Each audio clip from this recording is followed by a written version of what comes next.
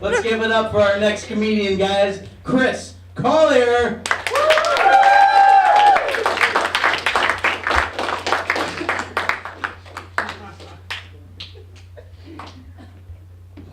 Fuck. How do I follow like 10 people dying? So depressing. Poop joke. I think pooping and rowing a boat are pretty similar in the sense that when the going gets rough, planting your feet and leaning front and back helps you get through it.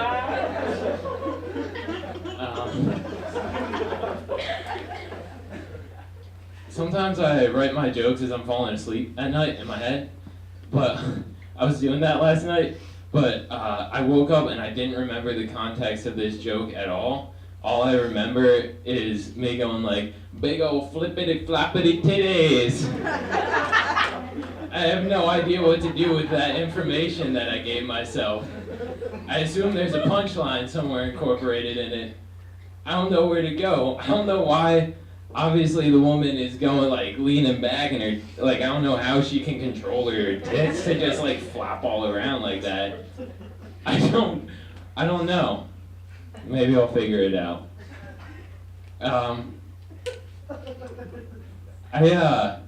I don't get my daily recommended dosages of vitamins and minerals and the like. Which, I mean, normally, like, I don't care about it that much, but I'm unreasonably afraid of getting scurvy. Which, like, I understand, like, having any kind of fear of getting scurvy is being unreasonably afraid of getting scurvy.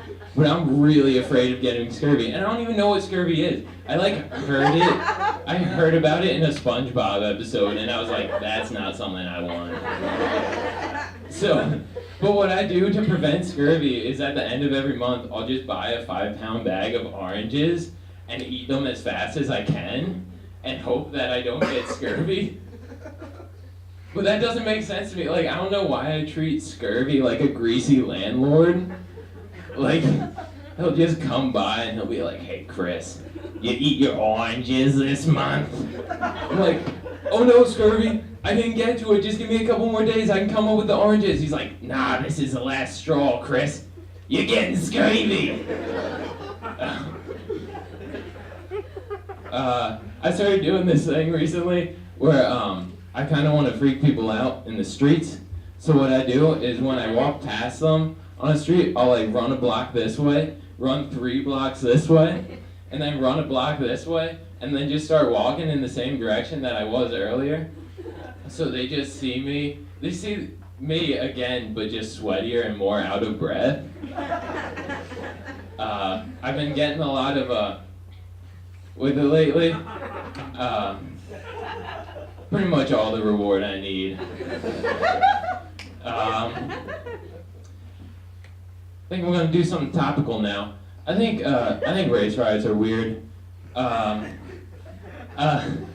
remember when I found out about the Baltimore riots, I was in a cafe, I was drinking a cup of coffee, and there was just like this white dude sitting next to me, and he was like, yo man, you hear about this? And he like shoved his phone in my face, and like I saw the headline, I started reading it, I was like, oh shit, that's terrible, that's awful. And he was like, tell me about it. I'm gonna have to delete so many Facebook friends today. And it was in that moment that I truly understood white privilege. Because the way it sounded, that was the worst part of his day. Probably his week. Was having to delete 2, maybe 3 Facebook friends.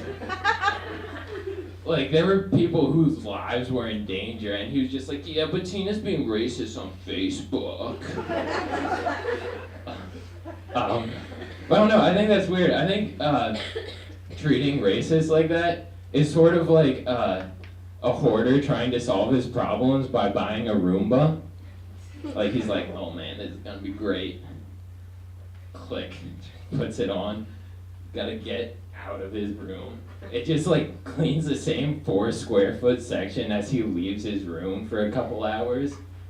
And then he comes back, he's like, oh my gosh, this room is so much more open. I'm loving this. I can't believe I used to live like that. This is great. I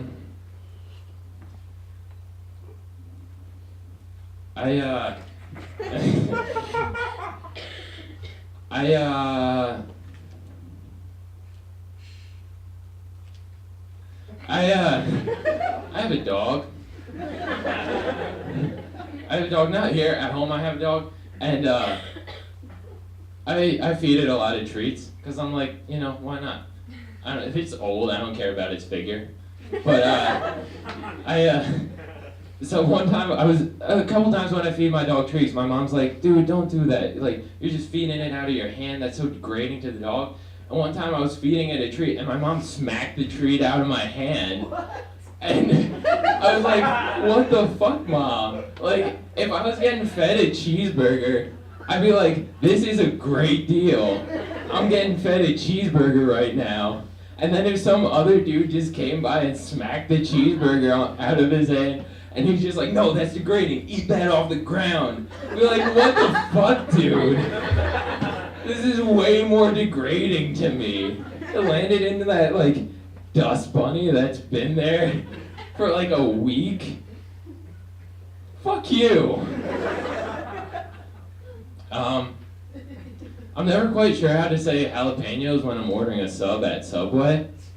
Cause I mean, like, I don't want to try too hard and be like, can I have some jalapenos? I'm like, whoa, dude, come on. That's like, you're trying way too hard there. But on the other end of the spectrum, I don't want to like say it like I'm not trying at all. Like, jalapenos, please. Make it snappy. Like, it's just like, come on, put a little bit of effort into it. So like what I've been doing recently that's been working out is when I want jalapenos on my sub, I'll be like, can I have some jalapeno? And I do like a little dance with it. And they're like, oh yeah, this dude wants jalapenos on his sub. He comes by here a lot. Put them on. That's all my jokes, y'all.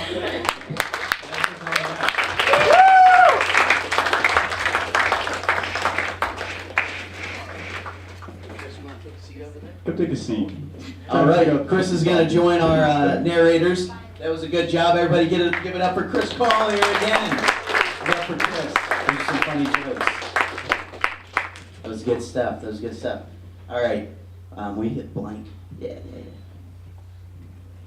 Did the flippity floppity titties thing have anything to do with the mountain? Might have. Okay.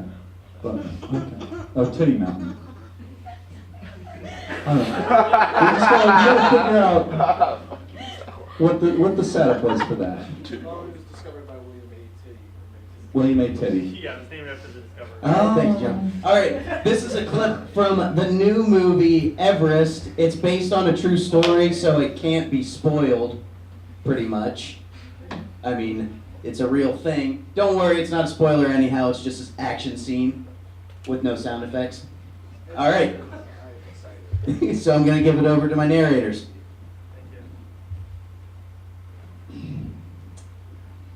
Using the ropes. That's important. A lot of cocaine. Ladders aren't good bridges. You learn that. It's one of the first things you learn at Shiva School. That. Yeah, you gotta bring the ladder up the mountain. Got I it. mean, the ladders aren't just on mountains, you gotta... Yeah. This Ladders one, don't grow on mountains. we forgot Ladders a don't go ladder on trees. one time, and we had to carve it out of ice.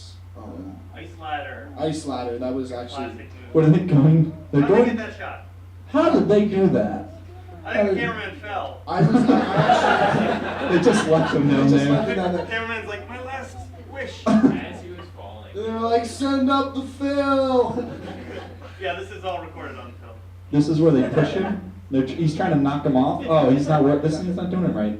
Yeah, it's like, you're weak. We can't carry you up the mountain any further. Are you ready to be in an inspiring video? Get off my ladder.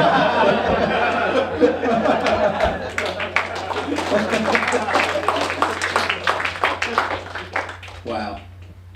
That was intense. I haven't seen the movie yet. Has anybody seen the movie? Nobody's seen the movie? No. Is it out? I think so. I think it came I out. lived it actually, so I don't. Yeah, I think see it's no need. Just climb the mountain, all right? Climb Everest That's if you want the true. real experience. It's That's like, true. It's the people who read the book of the movie. Well, we've done the equivalent, but for mountains. I got it. I got you. All right.